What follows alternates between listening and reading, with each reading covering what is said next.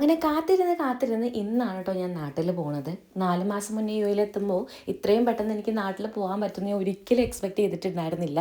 Luggage ഒന്നും ഇല്ലാതെ സിമ്പിളായിട്ട് പോയി വരാനാണ് കേട്ടോ ഞാൻ ഉദ്ദേശിച്ചിട്ടുണ്ടായിരുന്നത്. അതുകൊണ്ട് തന്നെ ഈ ഒരു ബാഗ് മാത്രമാണ് ഞാൻ എടുത്തിട്ടുണ്ടായിരുന്നുള്ളൂ. അബുദാബി എയർപോർട്ടിൽ നിന്ന് കാലിക്കറ്റ് എയർപോർട്ടിലോട്ടാണ് നമുക്ക് ഫ്ലൈറ്റ് വരുന്നത്. ഞാൻ ഒരുപാട് സ്ഥലത്ത് ഒറ്റയ്ക്ക് പോയിട്ടുണ്ടെന്നുണ്ടെങ്കിലും ഫ്ലൈറ്റിൽ ഞാൻ ആദ്യമായിട്ടാണ് ഒറ്റയ്ക്ക് പോകുന്നത്. അതിൻ്റേതായിട്ടുള്ള എല്ലാ ടെൻഷനും എനിക്ക് ഉണ്ടായിരുന്നു. നമുക്ക് ലഗേജ് ഒന്നും ഇല്ലാത്തതുകൊണ്ട് എല്ലാ പ്രൊസീജിയറും പെട്ടെന്ന് തന്നെ കഴിഞ്ഞു കേട്ടോ. ഫ്ലൈറ്റിൽ യാത്ര ചെയ്യാനേക്കാളും കൂടുതൽ എക്സൈറ്റ്മെൻറ്റ് എനിക്ക് ഒരു ടേക്ക് ഓഫിൻ്റെ സമയമാണ് കേട്ടോ. ഇനിയുള്ള 3-4 മണിക്കൂർ എന്ത് ചെയ്യുന്ന ആലോചിച്ചിരിക്കുമ്പോഴാണ് ഞാൻ ഈ അടുത്തൊരു വീഡിയോ കണ്ടിട്ടുണ്ടായിരുന്നു. എയർ അറേബ്യയിൽ യാത്ര ചെയ്യുന്നവർക്ക് ഫ്രീ മൂവീസ് കാണാൻ പറ്റും. എയർപ്ലെയിൻ മോഡ് ഓണാക്കുക, വൈഫൈ ഓൺ ചെയ്യുക, ഇതിലുള്ള ഈ ഒരു സ്കാൻ ചെയ്ത് കഴിഞ്ഞാൽ നമുക്ക് ഫ്രീ മൂവീസ് കാണാൻ പറ്റും. ഇത് വർക്കിംഗ് ആണ് കേട്ടോ.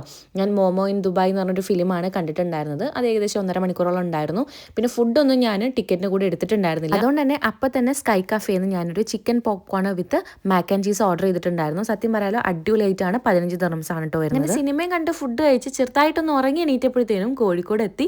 പ്രത്യേകിച്ച് ലഗേജ് ഒന്നും ഇല്ലാത്തതുകൊണ്ട് അവിടെ നിന്ന് നമ്മൾ സ്പീഡിൽ ഒഴിവായിട്ടുണ്ടായിരുന്നു. ആദ്യം ഞാൻ ടാക്സിയാണ് നോക്കിയിട്ടുണ്ടായിരുന്നത്, പക്ഷെ ഒടുക്കത്തെ റേറ്റ് ആയിരുന്നു.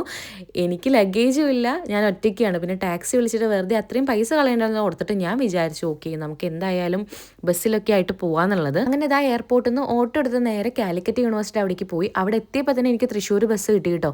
കുറ്റിപ്പുറത്തേക്കാണ് ടിക്കറ്റ് എടുത്തിട്ടുണ്ടായിരുന്നത്. സത്യം പറയാലോ എനിക്ക് KSRTC ക്യാമറ ഓണാക്കാൻ നല്ലോണം പേടിയുണ്ടായിരുന്നു. കുറച്ചൊക്കെ ബ്ലോക്ക് ഉണ്ടായെങ്കിലും ഫൈനലി കുറ്റിപ്പുറത്തെത്തി. അവിടെ നിന്നൊരു ഷേക്കും കുടിച്ചിട്ട് ഓട്ടോയിൽ നേരെ പോയത് എൻ്റെ നാടായിട്ടുള്ള കാലടിയിലോട്ടാണ്. ആ നാട്ടിലേക്ക് ഈ മാസം വരുന്നുണ്ടെന്ന് അറിയാമെങ്കിലും ഇന്ന് വരുന്ന ആരും എക്സ്പെക്ട് ചെയ്തിട്ടില്ല. അതുകൊണ്ട് തന്നെ ഒരു ചെറുതായിട്ടൊരു സർപ്രൈസ് ആയിരുന്നു ഞാൻ വരുന്നത്. അതിൻ്റെ എല്ലാ എക്സൈറ്റ്മെൻറ്റും എല്ലാവരുടെ മുഖത്തും കാണാനുണ്ടായിരുന്നു കേട്ടോ.